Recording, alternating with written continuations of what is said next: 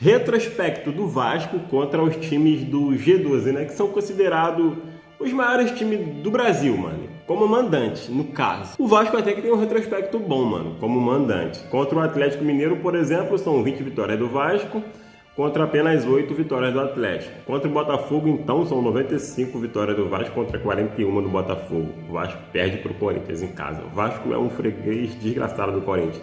São 15 vitórias em casa contra 21 vitórias do Corinthians. Mano, o Vasco é freguês do Corinthians. O Vasco tem 15 vitórias contra o Cruzeiro. O Cruzeiro tem 13 contra o Vasco, né? Lá no jogo que o Vasco é mandante. O Vasco tem 18 contra o Grêmio e apenas 5 derrotas contra o Grêmio. 16 vitórias contra o Internacional e 12 derrotas contra o Inter. O Vasco tem 65 vitórias contra o Flamengo e 57. É equilibrado, mas o Vasco leva vantagem como mandante. Contra o Fluminense é uma vantagem significativa. São 79 vitórias como mandante, né? E o Vasco sofreu 47 derrotas para o Fluminense como mandante. Palmeiras também, o Vasco tem um retrospecto negativo, assim como tem com o Corinthians. O Vasco tem 15 vitórias contra o Palmeiras como mandante e 20 derrotas. Contra o Santos, o Vasco tem 27 vitórias, 11 derrotas e contra o São Paulo, 23 vitórias e 14 derrotas.